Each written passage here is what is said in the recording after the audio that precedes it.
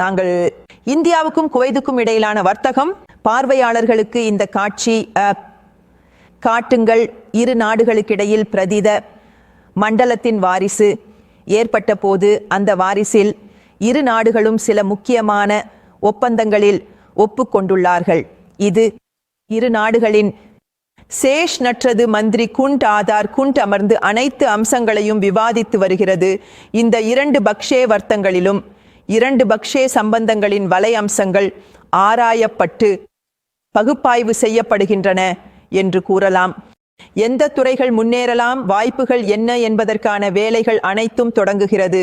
இரு நாடுகளின் அரசுகளுக்கிடையில் கடந்த டிசம்பர் மாதத்தின் முதல் வாரத்தில் குவைத்தின் வெளிவிவகார அமைச்சர் இந்தியாவில் இருந்தார். பிரதமர் UNGA-வின் பக்கம் க்ரூன் பிரின்ஸுடன் சந்தித்தார். பிரதமர் நரேந்திர மோடி குவைத்தில் குவைத் பிரதமர் அஹ்மத் அல் அப்தல்லா அல் சபாஹ் கலந்து கொண்டார். இரு நாடுகளுக்கிடையிலான உறவுகளை மேலும் வலுப்படுத்துவதற்கான வாய்ப்புகளை பற்றி விவாதிக்கப்பட்டது. ஒப்பந்தங்கள் மீது கையெழுத்திடப்படுவதற்கான வாய்ப்பு உள்ளது. நரேந்திர மோடி குவைத்தில் இருக்கும்போது இந்த சந்திப்பில் குவைத்தின் பிரதமர் அஹ்மத் அல் அப்துல்லா அல் சுப் எந்தெந்த MOVக்கள் பாதிக்கப்படலாம் என்பதை அறிவது மிகவும் முக்கியமானது மற்றும் இரு நாடுகளுக்கும் இடையிலான உறவு. அதன் பிறகு சிலர் மிகவும் அதிக கோபமடைந்துள்ளனர். இது ஒரு டெலிகேஷன் நிலை உரையாடலாகும். இதில் இரு நாடுகளின் டெலிகேஷன் ஒரே இடத்தில் அமர்ந்து பல்வேறு துறைகளில் ஒத்துழைப்பின் வாய்ப்புகளை முன்னேற்றுவதில் கவனம் செலுத்துகிறார்கள். இரு நாடுகளுக்கிடையிலான பரஸ்பர உதவிகள் குறித்து விவாதிக்கப்பட்டுள்ளது.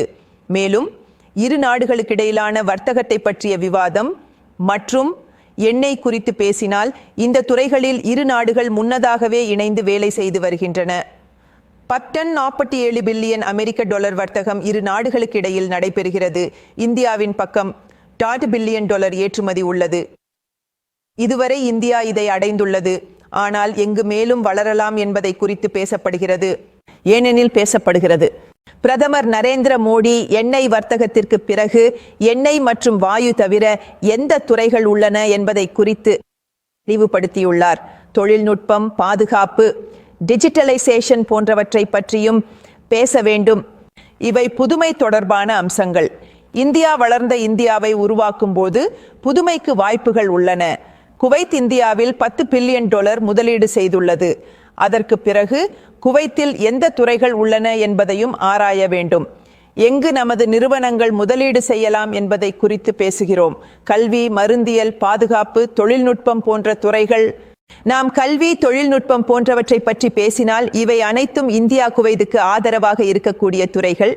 குவைத் விதிமுறைகளை உருவாக்கும் போது இந்தியா துணையாக உள்ளது. குறிப்பாக இந்தியா உண்மையான நண்பனாக நாடுகளுடன் உறவுகளை வலுப்படுத்துகிறது. இது இரு பக்கம் கொடுக்கவும் பெறவும் ஆகும். நாம் உங்களுக்காகவும் நீங்கள் எங்களுக்காகவும் முக்கியமானவர்கள் என்ற செய்தியை பிரதமர் வழங்குகிறார்கள். உரையாடல்கள் முன்னேறும் போது இதுவே முக்கியம். ஒரு உண்மையான நண்பரைப் போல அவர் நாடுகளுடன் தனது உறவை பேணுவதை காணலாம். இது ஒரு பக்கமல்ல, ஆனால் கொடுக்கல் வாங்கல், அதாவது இந்த பிரதிநிதிகள் மட்டத்தில் நாங்கள் உங்களுக்கு முக்கியம் பேச்சுவார்த்தைகள் முன்னேறி வருகின்றன. டெலிகேஷன் நிலை உரையாடல்களில் இரு நாடுகள் ஒருவருக்கொருவர் கையை பிடித்து ஒன்றாக முன்னேறி ஒருவருக்கொருவர் எப்படி உதவலாம் என்பதை குறித்து பேசப்படுகிறது. இந்த உதவியை பற்றிய விவாதம் இந்த டெலிகேஷன் நிலை உரையாடல்களில் நடைபெறுகிறது. இரு தரப்புகளின் உறவுகளின் பல்வேறு அம்சங்களை மதிப்பீடு செய்வது இந்த டெலிகேஷன் நிலை உரையாடல்களில் மிகவும் முக்கியமாகும். இந்த பிரதித மண்டலத்தின் உரையாடல்களில் இரு நாடுகளின் உறவுகள் எங்கு செல்லும் என்பதை குறித்து விவாதிக்கப்படுகிறது. இது இரு நாடுகளின் உறவுகளுக்கிடையிலான எதிர்காலம் எவ்வாறு இருக்கும் என்பதை குறிக்கிறது.